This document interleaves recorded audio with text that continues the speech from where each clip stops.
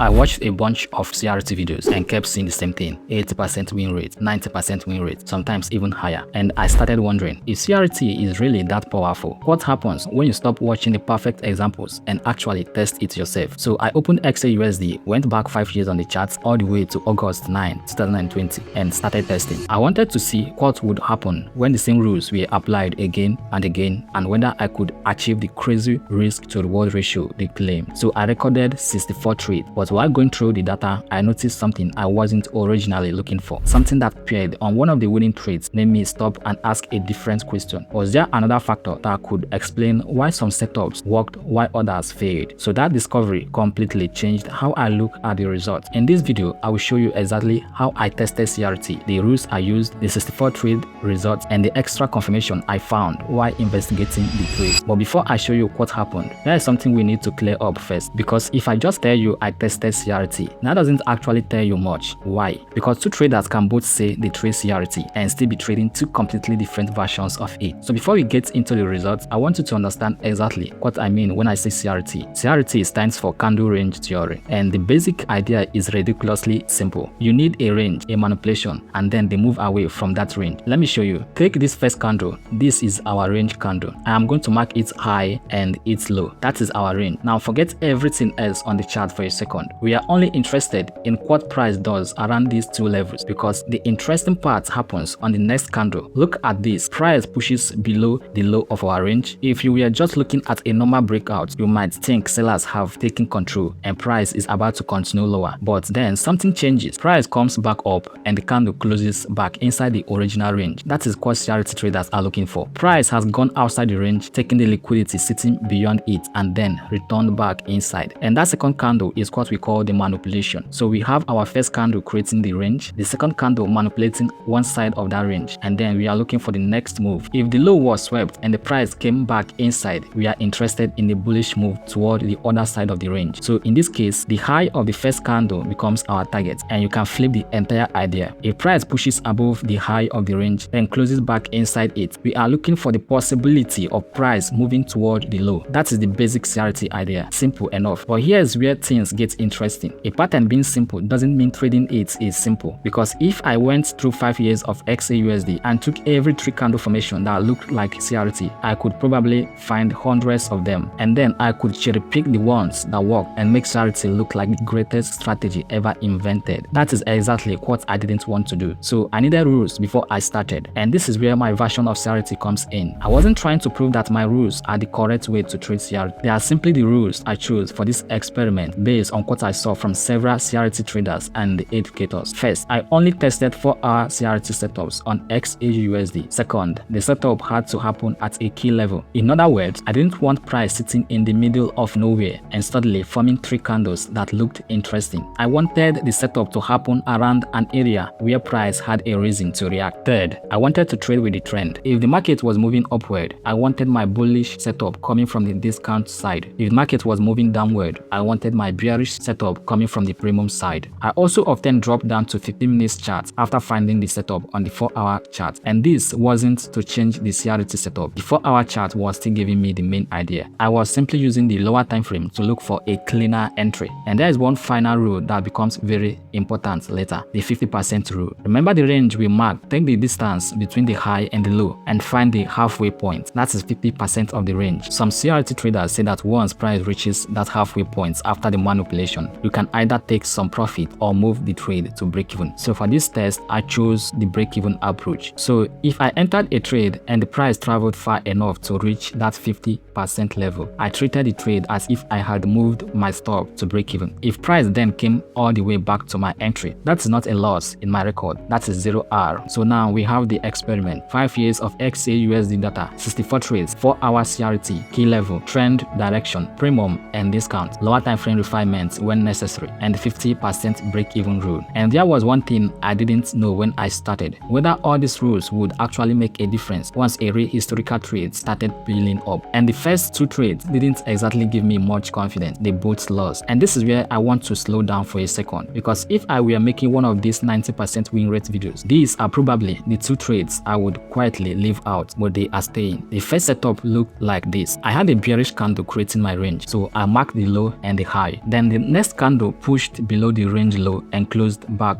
above it, so we had the manipulation. It was also happening at a key level, and the overall direction of the market supported the trade. So far, everything was following my rules. I dropped down to the 15 minutes chart to refine the entry, and this is exactly why I like the lower time frame. Instead of just clicking buy or sell because I saw the 4-hour pattern, I could wait for the market to show me a little more information. Here we got a change of character. Then I found my demand zone. That becomes my entry. The opposite side of the original 4-hour range was my target. On paper, this looked like a pretty clean setup, so I took it, and then stop loss minus 1 hour. Alright, one loss doesn't tell us everything. Maybe it was just one bad trade. So I went to the next setup, and the second trade actually looked pretty similar. Again, I marked the key level first. Then the first candle created the range. The second candle pushed below the range low, took the liquidity, and closed back above it. Another CRT. Again, I dropped down to 15 minutes, and this time I got another lower time frame change of character. Then price created this fair value gap, so I used that area to refine my entry. The target was still the high of the original range. Everything was lining up, and then another stop loss minus 1 hour. 2 trades, 2 losses. And honestly, this is the part of backtesting that isn't very exciting. You find a setup, you follow your rules, and market just doesn't care. And then I got to trade number 3, and this one changed the entire mood of the test because the setup was there again: range, manipulation, key level, trend, lower time frame entry. And this time, instead of stopping me out, price ran to my target. This trade gave me plus 3.5 hour. Now I could have just recorded the results and moved on, but I had a question: why did this trade work when the first 2 didn't? And this is where the backtest became more than just counting wins and losses. I went back over the chart, I looked at the setup again, and then I compared XAUUSD with another market that traders often use alongside gold, that is XAGUSD, silver. And I noticed something I wasn't originally looking for. There was an SMT divergence. If you have never heard of SMT, here's the easiest way I can explain it. Imagine gold and silver are walking in the same direction. They don't have to move exactly the same way every second, but because they are closely related markets, you generally expect them to confirm each other. Now imagine both of them approach their previous high. There's liquidity sitting above these highs. Gold pushes above its high, takes the liquidity, and then closes back below it. But silver doesn't do it. Silver fails to take its corresponding high. That is the basic idea behind SMT. One market takes the liquidity, the other doesn't. And that disagreement can give traders an extra clue that there is a manipulation on one side of this pair, and that is on XAUUSD. Now let's bring that back to the actual trade. Here is XAUUSD. We have our CRT. The second candle sweeps the low of the range and closes back above it. Now look at XAGUSD. The interest part is that we don't get the same sweep there. XAUUSD takes the liquidity below its range. XAGUSD doesn't. So the two markets aren't confirming each other, and that caught my attention because this was the exact trade that just made plus 3.5 hours. I did not use SMT as an additional confirmation when taking these 64 trades. I only noticed it when investigating this particular winner afterward. If I had gone back and added SMT every time I saw a losing trade just to make the strategy look better, that wouldn't be a test anymore. That would be me moving the goalpost. But it did make me wonder, what if SMT could filter some of these CRT setups? I don't know. I'm not going to pretend that I do. That would need its own test. So I kept going with the original rules. There were trades that hit target. There were trades that hit the stop. There were trades that moved far enough for the 50% rule to come into play, and were later recorded as break. If I could sit here and explain all 64 trades one by one, this video will take too long. You can see the entries, outcome, and the progression of the test. I am not going to cherry pick only the beautiful winners. The losses are there too, because the whole point was to find out what happens when I apply the same rule repeatedly instead of judging the strategy from a handful of screenshots. And eventually I reached the final trade. 64 trades recorded. Honestly, the numbers surprised me. The final trade was recorded, and now for the results. Out of 64 trades, 25 hit TP, 34 hit stop loss, and 5 ended at breakeven. That gives me a 42.37% win rate. So compared to the 80 to 90% win rate I kept seeing, this looks pretty bad. But win rate isn't the full story. Remember, every loss was -1, but my winners ranged from 1.28 hour all the way to 5 hour. And after adding everything together, the 64 trades finished at plus 43.12 hour. That is the part that shocked me. I lost more trades than I won, yet the test still finished strongly positive. My average winning trades was about plus 3.08 hour. My average loss was -1 hour, and the profit factor was 2.27. So the big lesson here is simple. A high win rate doesn't automatically mean a strategy is profitable. Risk to reward method matters just as much. But there is something else I need to make clear. This doesn't mean CRT has a 42.37 win rate. I tested my interpretation of CRT on XAUUSD using the 4-hour time frame with my own filters and entry rules. Another trader could test a completely different version of CRT and get completely different results. And that is exactly why I don't want to tell you CRT works or CRT doesn't work. I didn't include SMT in this test, so it didn't affect this result, but I think it deserves its own test. If you want me to test CRT plus SMT, let me know in the comments, and if you want to see how I personally trade, click the video on your screen now.